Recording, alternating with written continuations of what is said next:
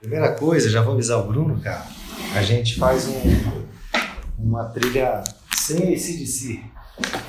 Sem AC/DC, que é coisa de adolescente, né? O Lúcio, de repente, sugere alguma coisa. E... Vamos do jeito que fala Lacerda. A gente vai falar Lacerda. Bota esse som arretado, tá? De quem é esse jeito? É a única... Rapaz do céu. Cara, eu falei pra você que eu tava... Que eu voltei junto com a delegação do operário. Sim. Na entrada do avião, pra entrar na escadinha ali, aí tinha dois caras próximos da minha frente. Um jogador, tem tal de Maranhão? Tem. É Maranhão mesmo, nome de guerra dele? Maranhão. Porque era o cara da comissão técnica, o dirigente, e esse Maranhão. Ele falou, oi Maranhão. Deve ser jogador. Aí eu falei, bicho, vou perguntar. Perguntei, qual é a conta pra não... E aí, qual é a conta pra não cair? Você é abusado. Aí eu achei que os caras fossem falar, não, estão brigando, pra que isso? Não, Nossa, mas vamos chegar. Aí o Maranhão falou, rapaz, com 3 pontos a gente escapa.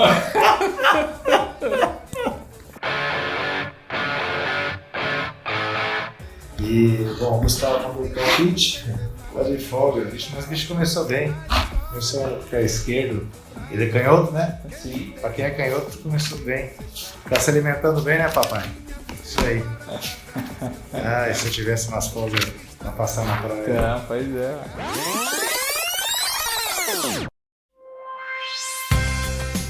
Olá, pessoal, tudo bem? Sou Diego Prazeres, de volta aqui ao nosso FolhaCast, beleza, Lúcio? Beleza, Diego. Fala, galera. Estamos aqui. 2021.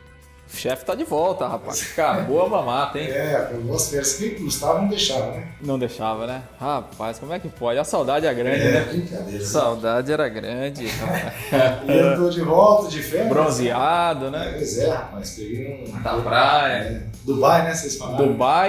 Dubai, Miami, né? Dubai, Miami, mais. Vocês são brincadeira, hein? E Paris, né? Paris, claro. Mas é inevitável, roteiro obrigatório. Né? Exatamente. Mas é isso aí, desejando já ao pessoal aí, vocês que nos ouvem, um ótimo ano, né, Lúcio? Que seja um ano mais leve para todo mundo, né? Já com essa promessa de que a vacinação vai chegar ao Brasil depois de muita resistência do próprio governo federal, mas venceu o bom senso e vamos aproveitar e esperar a vacina, né? Sem dúvida, né? Eu acho que saúde é o que a gente tem que desejar para todo mundo, né? Nesse novo ano e que realmente a vacina venha para que o futebol volte ao normal também, né? Para que o futebol possa voltar a ser alegria, voltar a ter gente no estádio, né?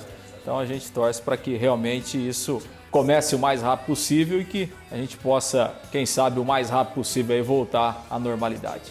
Bom, eu estou retornando e o Gustavo está ausente neste FolhaCast primeiro do ano, porque ele pegou umas folgas ali inteiro. É isso, hein? Cara, folga o ano inteiro e ainda pegou mais folga no começo do ano, né, papai? Tá com moral, né? E começou bem o ano, Começou de pé direito, ou com o pé esquerdo para quem é canhoto. Né?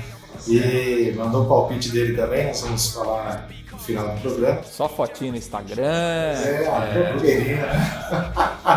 Aproveitando o litoral catarinense, né? Isso aí, papai. Volte com gás, viu? Bom, nós vamos falar então de Série C, claro, né? O Tubarão fazendo mais um jogo decisivo neste final de semana, também Brasileirão, Libertadores já com a sua reta final, Copa do Brasil, né? Já estão decididos aí, definidos os finalistas, né? Bom, Lúcio, para a gente começar falando do Londrina, mais um jogo que o Londrina fez que não foi bem, né? Na segunda-feira passada contra o Paysandu em casa, e novamente o jogo decisivo neste domingo contra o Ipiranga. Nós vamos falar sobre a questão do time, mas só para comentar um pouquinho o jogo da segunda-feira 0x0, eu consegui ver do aeroporto de Curitiba, vindo para Londrina, o jogo inteiro, pelo DAZN, e assim, achei que o Paysandu teve as melhores chances, né? Mais uma vez o Londrina demorou muito para fazer o jogo, né? O alemão continua nesse estilo com o centroavante de referência, que não tem dado resultado. Demorou na minha avaliação para colocar o Celcinho, ele justificou, eu não entendi. Não concordei com a justificativa dele, de que o Celcinho, para o jogo, né, que se apresentou, era a oportunidade do Celcinho, ele testou outras alternativas antes de colocar o Celcinho, enfim. Mas, como está todo mundo com chance, vamos torcer. Mas aí mais um desempenho meio preocupante aí de Londrina nessa reta final. Foi um desempenho ruim, sobretudo o primeiro tempo. O primeiro tempo o Paysandu foi muito melhor, E ficou a grande questão que o próprio Alemão falou, o Carlos Henrique também, que o Londrina foi surpreendido pela forma como o Paysandu jogou. Claro, o Paysandu mudou. Até o Paysandu, no futebol tem essas coisas que eu acho que não cabe mais, mas ele ainda continua. O Paysandu até demorou para divulgar a escalação, porque obrigatoriamente os clubes com 1 hora antes do jogo eles têm que divulgar. Isso é determinação da CBF. Não é a gente que está inventando, não é o Londrina que está inventando. Essa é uma determinação e vale na Série A, Série B, na Série C. Até porque nós estamos falando de futebol profissional, né? Tem que ter um negócio organizado, né? Não estamos falando da pelada lá do bairro, né? Mas enfim, e o Paysandu não fez isso, né? O Paysandu, ele não divulgou a escalação, até a própria assessoria do Londrina disse que conseguiu só a escalação do Paysandu ali com 40 minutos para começar o jogo, com o representante do jogo. Então, assim, não foi a comissão técnica do Paysandu porque normalmente os clubes até trocam, né, as escalações, né? Quando as escalações estão prontas, ali 1 hora antes do jogo, os clubes, os assessores de imprensa, eles trocam as escalações e aí há a divulgação oficial dos dois. Então o Paysandu não fez isso, o Paysandu não divulgou a escalação, fugiu a regra, acho que até daqui a pouco pode até ser uma pena administrativa lá da CBF, alguma coisa, o árbitro coloca isso na súmula, pode até, de repente, lá uma multa, alguma coisa nesse sentido. Então o Paysandu não fez isso justamente porque ele tinha mudado o time. Inclusive com a formação tática. Isso, ele escalou o time com 3 zagueiros, uma formação que o Paysandu não tinha usado. Então assim, foi uma estratégia que o Paysandu fez e justamente por causa disso ele não divulgou a escalação para complicar, para dificultar o Londrina, né? No entanto que o Alemão ele passou essa situação para os jogadores quando o time voltou do aquecimento. Então, praticamente já na hora de começar o jogo. Tudo bem. Agora, você tem 90 minutos, você tem 100 minutos para se adaptar, né? Então, você tem a semana inteira para treinar várias variações contra outras variações do adversário. Exatamente. Então, assim, você entra em campo, o adversário tem uma formação diferente, 15, 20 minutos você se adapta, obviamente, né? Então, e o Londrina não conseguiu. Não conseguiu. O Paysandu, com 3 zagueiros, não correu nenhum risco no primeiro tempo. Londrina não chegou. No entanto, que a única bola que foi no gol foi um chute de média distância do Adenilson. O Paysandu, com essa formação, ele teve uma superioridade numérica no meio-campo, então dominou o meio-campo e, consequentemente, ele foi mais perigoso, né, no ataque. Perdeu os feitos. Exatamente. No segundo tempo, eu acho que até o Paysandu estava muito satisfeito com o 0-0, né, com o empate, que em termos de classificação foi um bom resultado, né? Se resguardou mais e o Londrina cresceu um pouco, acho que por isso também, porque o Paysandu ter recuado, mas assim, tecnicamente o Londrina não melhorou muito, né? Não foi um bom jogo, foi melhorar ali a partir dos 25 minutos, quando entrou o Celcinho, o time ganhou um pouquinho mais de criatividade, aí teve o lance do Celcinho, que era o lance do jogo, né? Que ele deu a bola para o Carlos Henrique, e o Carlos Henrique infelizmente não conseguiu fazer o gol, mas mesmo assim foi uma atuação muito ruim, né? O Londrina não conseguiu superar a defesa do Paysandu. E assim, o sistema ofensivo do Londrina continuou muito inoperante, né? Infelizmente, é uma coisa que a gente tem falado aqui desde o começo. Com raríssimas exceções, o Londrina não tem quem resolve o jogo, né? Não tem quem resolve o jogo, né? E ficou muito claro mais uma vez, né? Assim, não é só criticar o centroavante, né? Não é só criticar o Carlos Henrique ou o Júnior Pirambu. Acho que é um conjunto, né? Eles fazem parte de um conjunto, obviamente.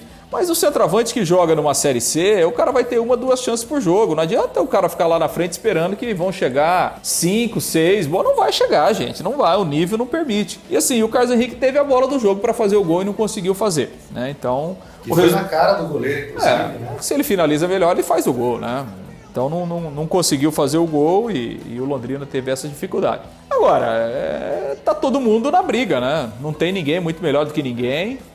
O nível dos times são muito parecidos. E o Londrina continua dependendo só dele. Se o Londrina ganhar os 2 jogos, ele sobe. Pode subir com uma vitória e com um empate. Pode subir. Agora, esse jogo de domingo é o mais importante do ano. Da temporada, né? Porque o ano está começando agora, enfim. É o mais importante. O Londrina precisa ganhar o jogo. Se ele não ganhar domingo, aí realmente fica complicado, né? Passa a depender dos outros resultados. Sim. Aí se você faz 3 jogos em casa num quadrangular e não ganha nenhum, aí é difícil você imaginar que o time vai subir, né? Aí fica realmente complicado. Já demorou demais para ganhar o jogo fora, ganhou numa condição completamente incomum, né? Lá do Ipiranga, que vocês comentaram no podcast. Aproveitar, aliás, Lúcio, para falar que foi bem bacana. Eu consegui ouvir os podcasts aí, que vocês dois comandaram, você e o Gustavo. Bacana. Bom, o Remo e o Paysandu são os líderes do grupo D com 7 pontos, o Londrina tem 5 e o Ipiranga 3, como disse o Lúcio, Tá todo mundo com chance, faltando 2 jogos, e vai, claro, depender muito do resultado desse final de semana, para o Londrina buscar uma vaga sem depender de resultados. É por isso que a gente disse que o jogo é decisivo, né? Claro que ainda há chance de Londrina tropeçar novamente contra o Ipiranga, ainda há chance na última rodada, mas aí já dependendo do outro jogo, né? No domingo, nós teremos o Paysandu e o Remo às 6 horas da noite, o clássico Repá, com o mando do Paysandu, e logo depois às 20 horas, Londrina e Ipiranga, esses horários inusuais, por conta da transmissão da grade, de transmissão do DAZN também, né? No outro grupo, o Vila Nova enfrenta o Santa Cruz no sábado, aí sim, sábado às 5 horas da tarde, e na segunda-feira, Brusque e Ituano. E o mais curioso, né, Lúcio, é que o Brusque lidera o grupo e pode subir nessa rodada. Se o Brusque ganhar o jogo do Ituano em casa, ele sobe. Porque é o confronto direto, o Brusque tem um ponto a mais que o Ituano. 6 contra 5. Se ele ganhar, ele vai para 9, ele não vai poder mais ser alcançado pelo Ituano, e os outros 2 lá embaixo vão se matar também. Então, o Brusque, por incrível que pareça... Depois daqueles 8 anos. Exatamente. É o primeiro time que pode, oficialmente, no final de semana, garantir a vaga aí para a Série B. E você vê como são as coisas, né? O Santa Cruz, que foi o menor time do campeonato na primeira fase, né? Juntando os 2 grupos, penando para conseguir esse acesso. O Santa Cruz está com 5 pontos, é o terceiro. O Vila Nova é o quarto com 4. O Brusque tem 6, o Ituano em segundo com 5, o Santa Cruz também com 5, o Vila Nova com 4. Esse grupo está mais embolado.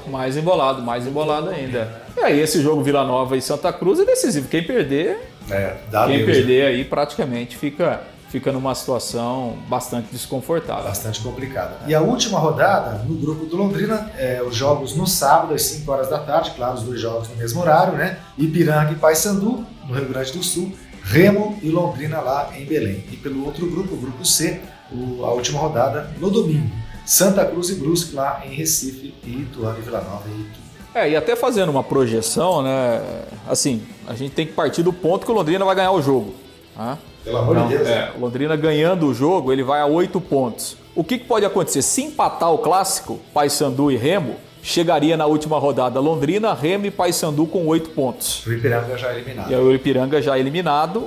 Paysandu joga contra o Ipiranga lá na última rodada e Remo e Londrina lá no Mangueirão. Se o Remo ganhar o jogo do Paysandu e o Londrina ganhar, o Remo vai para 10 pontos e praticamente ele está com 99% classificado. Exato. E a outra possibilidade é aquela situação, né?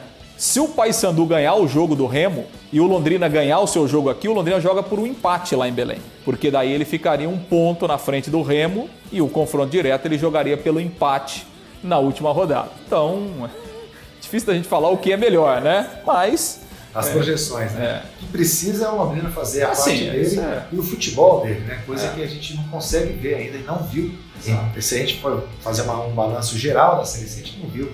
Poucos jogos que o Londrina realmente se impôs, né, e mereceu um resultado. Infelizmente a gente...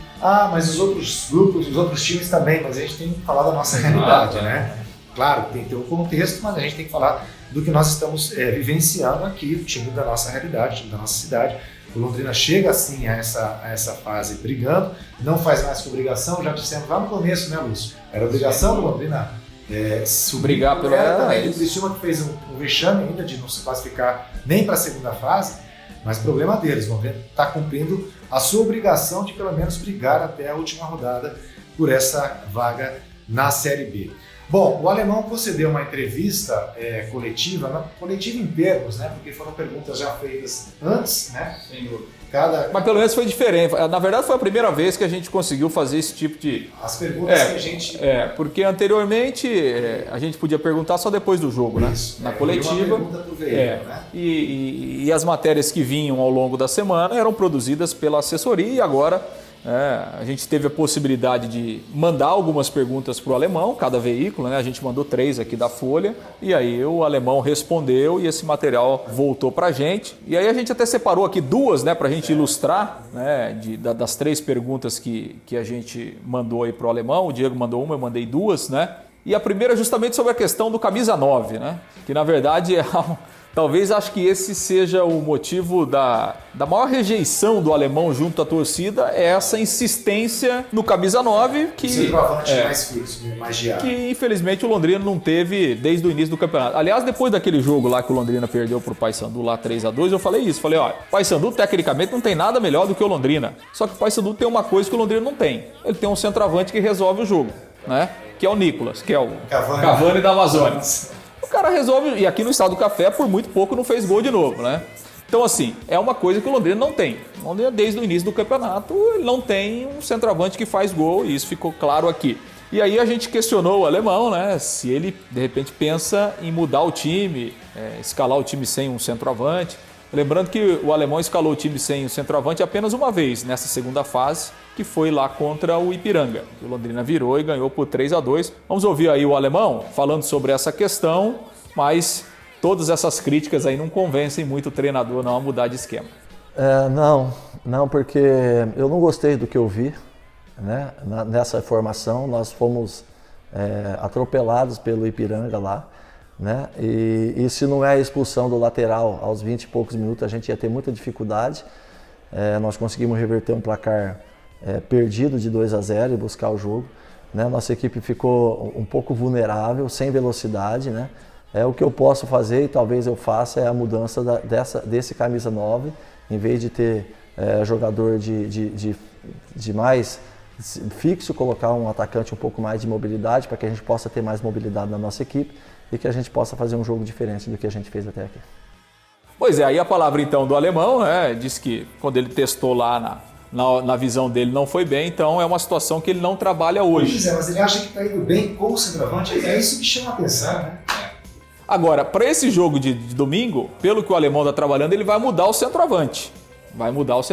Ele está trabalhando ao longo da semana com o Elber. A maioria nem lembrava mais que o Elber estava aí, né? Rapaz. A maioria, se a gente perguntar para 10 aí, 9,5 nem lembrava que o Elber estava aí. Mas enfim, deve ser o centroavante titular então. Fica fora o Carlos Henrique, fica fora o Júnior Pirambu. Quanto tempo que não joga o Elber? Titular eu acho que nessa Série C... Não, nessa Série C ele não foi titular em nenhum jogo. Não, então, não foi. Você acha que é o caso... Eu estou tratando pro Lúcio, mas eu tenho uma opinião que não é, né? É o caso de colocar um cara que não jogou sequer o campeonato inteiro numa fase decisiva.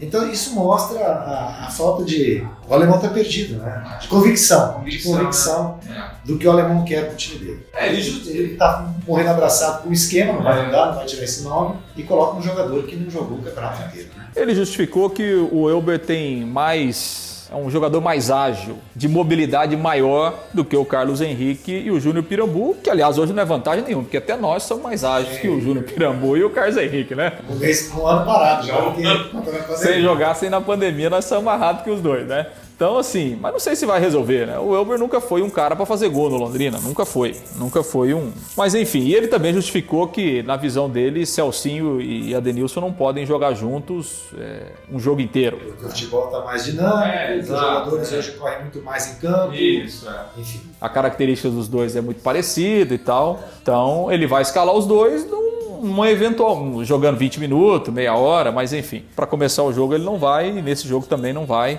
Então, sim, temos que torcer, né? Torcer para que daqui a pouco o Elber entre lá, faça o gol, mas realmente não é uma mudança que a gente pode, enfim, cravar, né? Ó, vai resolver, vai melhorar o time, vai melhorar. Não sei se vai melhorar. E a gente também separou um trecho quando a gente questionou o alemão sobre as críticas, né? Ele tem sido muito criticado, né, pela torcida de uma forma geral, mesmo o time estando nessa fase decisiva, brigando pelo acesso. A gente percebe que a rejeição, podemos dizer assim, do alemão junto à torcida é muito grande. A gente questionou o alemão sobre isso, se ele se sente ainda confortável, né? Como é que ele recebe essas críticas para dar continuidade aí ao trabalho. Na verdade, a crítica ela faz parte da vida de todo mundo, em todos os sentidos, em todas as profissões. Porém, no futebol, ela é muito maior porque ela tem um âmbito de imprensa, né? Todo mundo fala e hoje com as redes sociais mais ainda. Eu dificilmente eu leio alguma coisa, eu escuto alguma coisa fora do âmbito nacional. Né? Até porque se você for ficar ouvindo tudo que se estão falando, cada um tem sua opinião, né? Os profissionais estão aí trabalhando, fazendo o trabalho deles, e aí eles estão ali fazendo o trabalho de opinião deles, né? E eu tenho que ter a minha convicção, né? As convicções que eu tenho de trabalho do dia a dia, os jogadores que me apresentam capacidade, os jogadores que me apresentam lealdade, os jogadores que me apresentam comprometimento com aquilo que está sendo feito, né? Certamente vão ser os jogadores que vão estar dentro do campo, né? Isso é óbvio, e as críticas elas fazem parte. Muitas vezes eu sinto a crítica pelas perguntas, né? Então eu tenho a noção de saber se estão contentes ou não, principalmente pelas perguntas que vêm, principalmente pós-jogo, né, que é onde eu estou diretamente ligado com os repórteres, onde eles estão perguntando. Então, muitas vezes pelas perguntas deles eu sei o ambiente, se está um ambiente pesado ou se está um ambiente tranquilo, né? Nós estamos numa fase final de classificação, a crítica ela é de direito de todo mundo tem autonomia para isso, a imprensa tem autonomia para criticar, o torcedor tem autonomia para criticar através do que ele acha, de redes sociais e tudo mais.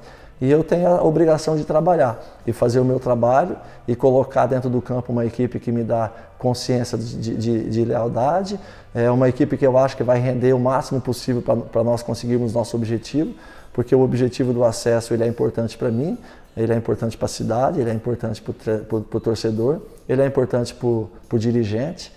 E principalmente ele é importante para o jogador, né? Que é ali que ele vai fazer melhores contratos, né? melhores salários. Então é isso que eu tento passar no dia a dia para eles. E tento administrar da melhor maneira possível qualquer tipo de crítica. Bom, aí então a gente separou esses dois trechos aí, né, dessa entrevista coletiva aí do Alemão. Então, e para o jogo de domingo deve provavelmente só essa alteração mesmo aí no time com a entrada do Elber. Bom, a pergunta que eu fiz foi a respeito algumas situações que aconteceram no Alemão, escalaram o jogador num jogo, no seguinte o mesmo jogador sequer ser relacionado para o banco de reservas. Ele disse que isso foi feito mais no ataque, né, Lúcio? Ele alegou que assim, olha, a gente tem um elenco de 40 jogadores, isso não acontece só aqui, acontece na maioria dos times, ele dizendo, eu não acho que é obrigatório um jogador atuar num jogo, no outro jogo ele tem que jogar. E ele citou que se a gente pegar da defesa ali até o setor de meio campo, praticamente esses 8 jogadores foram titulares ao longo de todo o campeonato. Não deixa de ter razão, né? Não deixa de ter razão se você pegar ali Dalton, Marcondes, Jefferson, os laterais, o Bianchi. Mas se você pensar, por exemplo, que ele colocou o Vitor, né? Vitor Daniel. Ele põe um jogador que resolve uma situação no jogo e no seguinte nem joga, isso para mim é completamente total falta de coerência, me desculpe, né? Isso não é questão de... Não, eu acho que assim, já teve outras situações, por exemplo, né, do Carlos Henrique ser titular num jogo, no outro jogo ele nem foi relacionado, né? Isso aconteceu, é meio confuso mesmo, né? Isso administrar, como você disse num dos podcasts, administrar isso para o jogador é difícil, é difícil você explicar, até porque... por exemplo, essa questão do Vitor Daniel nesse último jogo. As opções do Alemão não resolveram o problema, né? Exatamente. Então eu fico pensando no jogador, né? Entrei jogo passado, ajudei, fiz a jogada do gol e tal, e esse jogo eu nem joguei. Mas quando eu não jogo e a escolha do treinador resolve para o time ganhar, tudo bem. Você aceita. Quando não é, e como foi o caso, não resolveu, fica mais complicado você explicar isso, né? Bom, então, como você disse, Lúcio, talvez seja essa outra mudança. Provavelmente essa é a única mudança. O resto é o mesmo time que começou o jogo da segunda-feira passada. E o Ipiranga está encarando o duelo como decisivo também, claro, né? O Ipiranga é a lanterna do grupo, precisa mais do que nunca, se o Londrina precisa vencer, imagine o Ipiranga. E o correspondente, nosso colaborador aqui, 4ª participação já, né? Já, pediu até música nos podcasts do Gustavo. O Fábio Lazarotto, da Rádio Cultura e também do jornal Boa Vista, lá de Erechim, fala como é que está a preparação aí do Ipiranga para este jogo de domingo. Vamos ouvir. Fala, rapaziada do FolhaCast, prazer em estar conversando com os amigos mais uma vez. O jogo entre Londrina e Ipiranga no domingo está sendo tratado como o jogo da vida para a quase centenária história do Ipiranga Futebol Clube. Vencer o Londrina é sinônimo de manter vivas esperanças de buscar o tão sonhado acesso para a Série B. É claro que para o acesso é necessário vencer os 2 jogos restantes e torcer por pelo menos um resultado paralelo. Para a partida contra o Leque, o treinador Celso Teixeira conta com o retorno de Douglas, que volta a ficar à disposição depois de um afastamento em razão de ter contraído a Covid-19. No entanto, o defensor deve ficar no banco de reservas. A tendência é que Teixeira repita a mesma equipe que venceu o Remo no último final de semana em Erechim. O provável time deve ter David no gol, Muriel, Luiz Eduardo, Reinaldo e Zé Mário, Tarik, Clayton e Mossoró. Jean Silva, Caprini e o artilheiro da equipe na Série C, Neto Pessoa. Vencer é a palavra de ordem aqui pelo lado do Ipiranga. No entanto, para vencer fora de casa, o time verde e amarelo precisará melhorar o seu aproveitamento jogando longe de Erechim. A equipe canarinho tem apenas 27,3% de aproveitamento jogando fora de casa. O Ipiranga venceu apenas Volta Redonda e Ituano jogando longe do Colosso da Lagoa. Com as informações do Canarinho de Erechim para os amigos do FolhaCast, Fábio Lazarotto. Pois é, então para eles é decisivo, né? Não, eu acho que de uma característica do jogo pode até ser boa para o Londrina. Porque o Ipiranga, por exemplo, diferente do Paysandu, ele não vai vir aqui para empatar. Porque se ele empatar, ele está eliminado. Então eu estou imaginando o Ipiranga propondo mais o jogo. Um time que vai jogar mais, porque tem que ganhar. Então acho que vão ter dois times em busca do ataque, em busca da vitória. Então acho que isso de repente pode até ser melhor para o Londrina. Ter um pouco mais de espaço e tal. Acho que de repente pode ser um jogo onde as características possam ajudar um pouco o Londrina. O alemão também disse isso durante a semana, né? Que ele espera o jogo mais aberto. Agora, cara, teve gente falando, antijogo, eu não vi o Paysandu fazer esse antijogo todo, né? Tanto é que as principais chances foram do Paysandu. Aliás, eu consegui, mesmo em férias, eu consegui ver quase todos os jogos do Londrina. Eu só não consegui ver o do Remo, o primeiro jogo. Eu estava 0-0 de viagem, na estrada, o Gustavo que foi me monitorando, passando mais ou menos o que estava acontecendo. Aí teve o lance do pênalti lá, que depois o juiz não deu, né? Foi isso? Eu quase bati o cara na estrada. Falei, caramba, como assim, cara? Aí no finalzinho do jogo eu consegui pegar ainda alguma coisa. Mas assim, então eu tô vendo que, por isso que a gente comenta, né, em cima daquilo que a gente está vendo. Quando a gente fala que o Londrina não mostrou ainda um futebol que nos convence de que está preparado para subir, porque a gente tem acompanhado, e o Lúcio também mais que nunca, tanto pela Folha quanto pela Paiquerê. Bom, então a gente esperar um jogo que seja um jogo aberto, que o Londrina faça valer aí a sua condição de mandante, né, e que consiga resolver esses problemas táticos aí que têm sido mostrados, evidenciados a cada partida. É isso aí, Série C. Mais alguma coisa? Você acha acho que é isso. E assim, acho que vai ficar tudo mesmo para a última rodada. Última rodada, também acho. Isso com o Gustavo. Vai ficar todo mundo... Acho que o Londrina vai ganhar o jogo, acho que apesar das dificuldades, e vai vivo lá para Belém. E vai resolver a sua vida lá no Mangueirão. Bom, vamos falar então de Brasileirão. O Internacional, hein? Chegando à vice-liderança. O Abelão aí mostrando que o Panela Velha ainda está fazendo um pouco de bom. É claro que são situações pontuais, né? O Inter está com um jogo a mais. E o que chamou a atenção na rodada no meio de semana, a pipocada de São Paulo e Flamengo. Né? Sem dúvida, sem dúvida. O São Paulo foi literalmente atropelado. Claro, você perder no campeonato é normal, né? Mas o que preocupa e o que eu acho que deve estar preocupando o São Paulinos foi a forma como o time... O São Paulo poderia ter perdido 5-6 no primeiro tempo. No primeiro tempo. O Fernando diz que foi o pior jogo do São Paulo até agora, em um ano de trabalho. Foi muito mal mesmo o São Paulo. Agora, é uma coisa que, assim, obviamente que não é só isso, né? Mas é uma coisa que a gente comentou em outras oportunidades, que o São Paulo poderia ter problemas a partir do momento em que ele tivesse alguns desfalques. Então, por exemplo, o São Paulo foi eliminado pelo Grêmio na Copa do Brasil na semifinal, já praticamente não contou com o Luciano. Jogou meia boca no primeiro jogo, jogou meio tempo, depois foi substituído, no segundo jogo não jogou. Tá fazendo muita falta. Nesse jogo em Bragança, além do Luciano, que tá fora, machucado, não jogou o Arboleda e não jogou o Luan, o volante. Então, assim, quem entrou foi muito mal. Os substitutos foram muito mal. No entanto que o Tietê foi expulso, teve aquele bate-boca lá com o Diniz, né? O menino lá, o Diego Costa, que entrou na zaga, foi muito mal, né, no jogo. Então, assim, passa a preocupar porque daqui a pouco você tem, né, 2, 3 jogos aí com desfalques e o time, né, não consegue.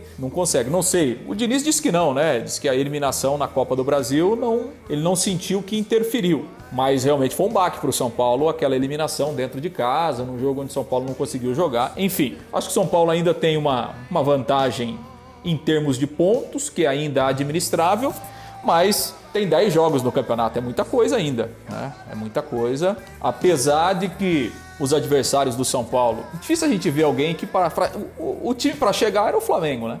Era o Flamengo. E aí acontece também daquela presepada de perder de virar. Um jogo onde o Flamengo poderia ter resolvido o primeiro tempo, né? Poderia ter vencido tranquilamente 2-0 no primeiro tempo. Enfim, com 3 minutos de jogo, o Flamengo perdeu 2 gols inacreditáveis. O Gabigol perdendo um gol na marca do pênalti, enfim. E o time tá oscilando demais, né? Não consegue manter um desempenho ao longo dos 90 minutos. E no segundo tempo, realmente, foi mal e tomou a virada numa bola também, né? Do Felipe Luiz ali, já aos 48, uma infelicidade muito grande. Europeu, né? Não pode, né? Nível de seleção. Agora, você acha diferente do São Paulo, essa derrota do Bragantino não mexeu em nada em relação à situação do Diniz, claro, pela campanha que está fazendo no Brasileirão, apesar das eliminações na Sul-Americana, Copa do Brasil e Libertadores. Agora, no Flamengo já não é essa situação, né? O Rogério cada vez mais questionado. Eu até entrei no Twitter oficial do Flamengo depois do jogo para saber como é que estava. E a galera realmente, aqueles que se manifestam, né, pegando no pé, achando que o Rogério já está na hora de abrir uma mudança. Como é que você vê isso aqui? É meio inacreditável, né, rapaz? É coisa do futebol brasileiro. O Rogério tem 2 meses, né? Tem dois meses no futebol.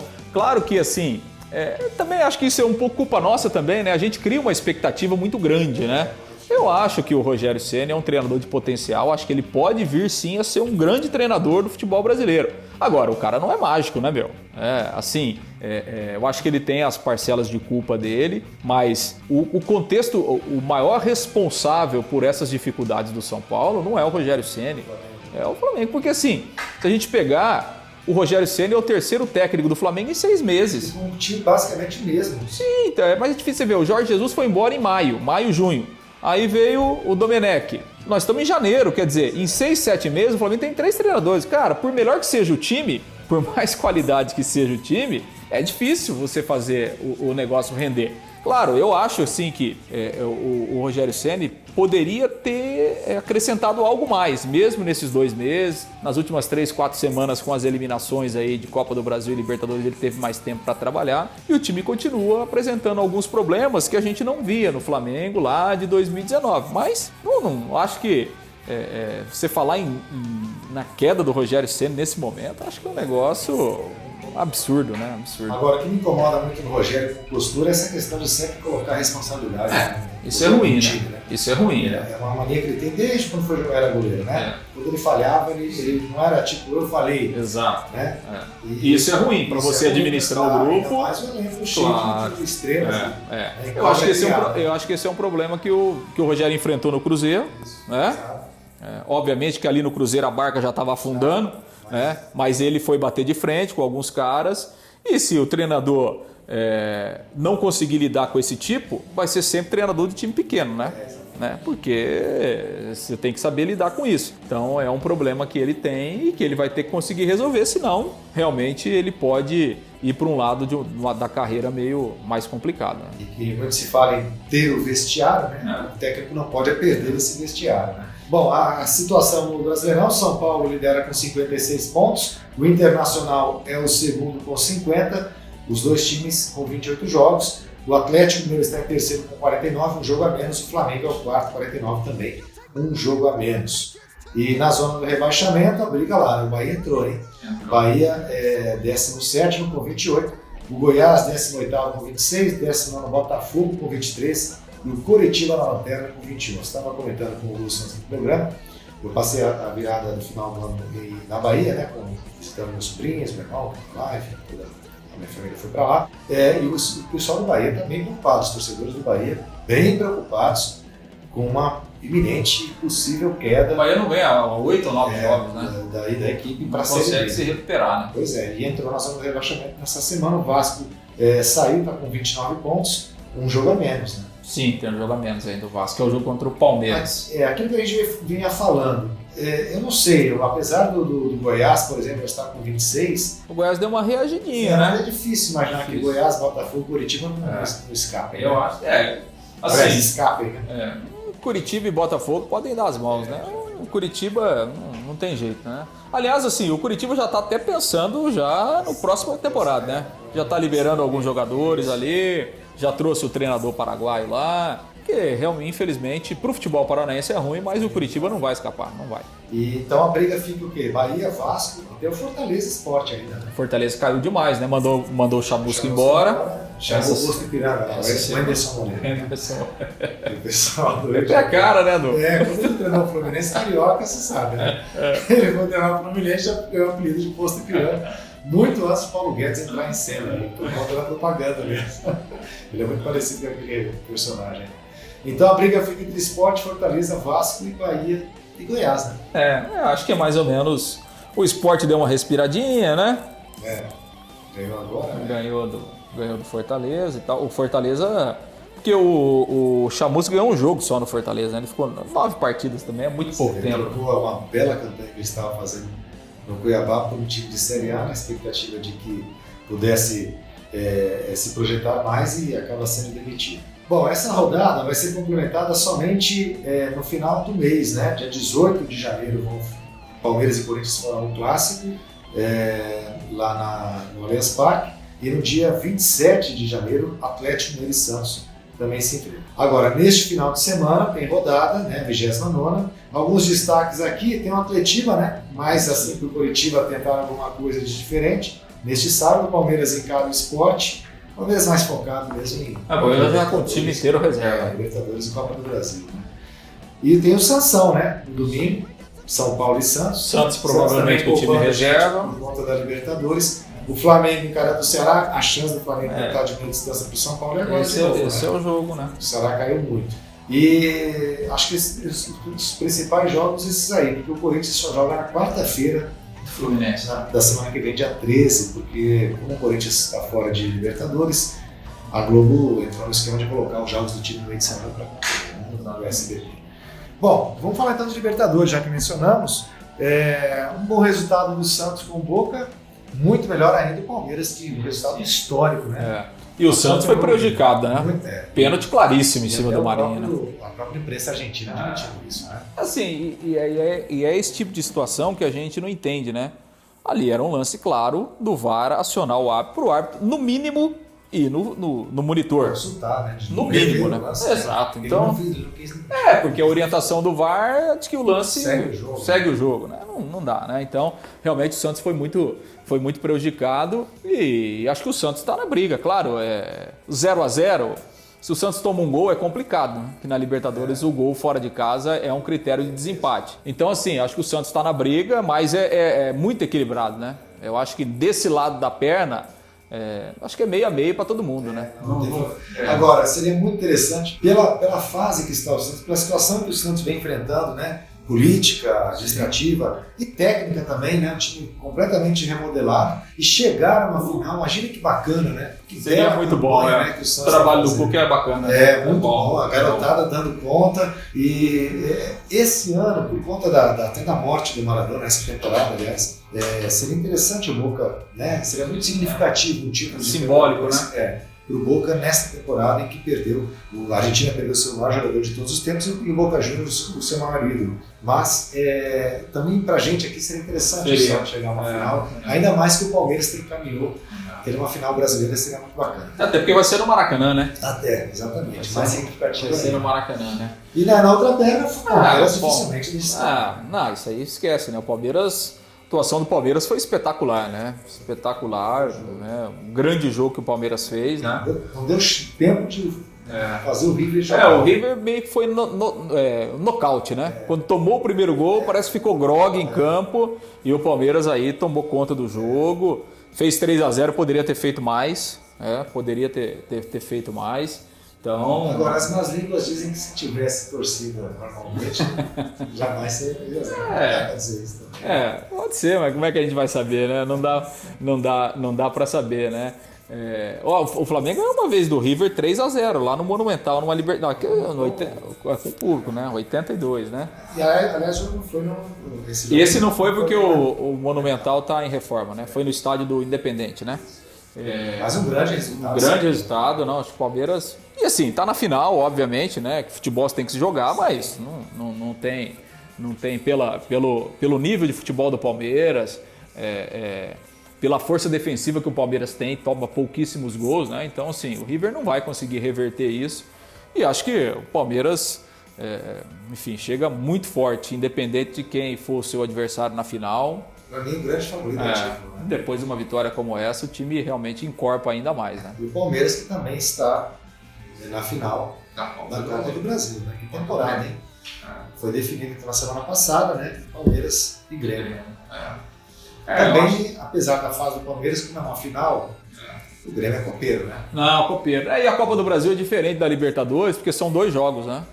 A final da Libertadores é um jogo único. E o Grêmio melhorou também, né? No próprio Campeonato Brasileiro, o Grêmio já está ali em 5º lugar. Né? Então, o Grêmio melhorou. Eu acho que essa final da Copa do Brasil é muito parelha. Eu acho que vamos ter 2 grandes jogos aí entre Palmeiras e Grêmio. É isso aí, né? A gente espera que seja uma grande final também de Copa do Brasil e que uma Libertadores com uma final brasileira seja também muito interessante. Bom, vamos chegando então para o final do FolhaCast. Os palpites, né, Lúcio? Palpitômetros aí. E aí, o que você prevê aí? Rapaz, o último jogo eu tinha falado 2-0, né? Acertei, 0 para cada lado, né? Eu nem lembro o que eu coloquei. O que eu falei? 2-0. O Gustavo falou que você tinha apostado 3-0, né? É verdade, não deu tempo de eu colocar 3-0. Quem derrubar, né? Na verdade, eu não consegui dar um palpite a tempo que vocês gravarem. Não tinha conseguido ver a mensagem do Gustavo. Mas... eu acho que esse jogo vai ser mais...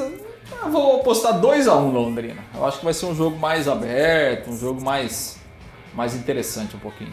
Eu aposto aí 1-0, vai. Quanto? Eu fiz 2-1. 2-1. 1-0, vai. A gente, apesar de tudo, a gente continua acreditando que o Palmeiras vai fazer a parte dele, né? E o Gustavo, para variar um pouco mais cético, né? Colocou 2-2. 2-2. Eu acho que vai ser 2-2 e mais que nunca vai deixar tudo para a última rodada. É isso aí, gente. Um abraço e mais uma vez reforçando aí um desejo de um grande ano para todo mundo. Valeu, um grande abraço. Até mais.